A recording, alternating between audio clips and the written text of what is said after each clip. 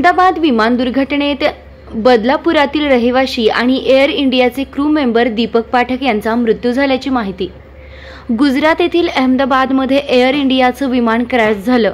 यामध्ये दीपक पाठक हे crew member होते। दीपक हे एक्झिक्युटिव्ह केबिन इन्चार्ज या पदावर होते। दीपक पाठक त्यांचा देखील गुजरात येथील अहमदाबादमध्ये मृत्यू झाल्याची माहिती आहे। त्यांचे आई वडील घरात आहेत।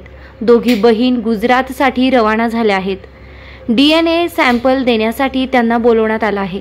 दीपक पाठक 11 वर्षांपासून एअर इंडियामध्ये सर्व्हिस करत होते। त्यांच्या मृत्यूची बातमी मिळाल्यानंतर बदलापूर येथील रावळ कॉम्प्लेक्समध्ये शोककळा पसरली आहे। तसेच दीपक यांचे मूळ गाव हे नाशिक जिल्ह्यातील नैताळे असल्याने नाशिक जिल्ह्यातून देखील सोशल मीडियावर हळहळ व्यक्त केली जात आहे। DGW न्यूज मराठी, कल्याण।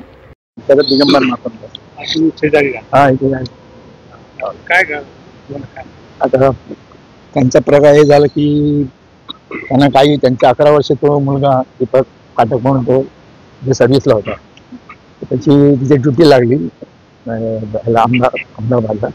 सकाळी 9:30-10ला तो इकडनं निघाला अहमदाबादच्या, आणि काहीतरी 8:30 समोरचं फ्लाईट होतं, त्यामुळे ते झालं। आणि दुसरं म्हणजे कसं आपलं काम भलं आणि सगळं भलं, आणि आत्ताच जस्ट इथं लांब पडतं म्हणून तो घाटकोपरला असं भाड्याने राहायचा, तिकडनं लांब पडतो प्रवास त्याचा।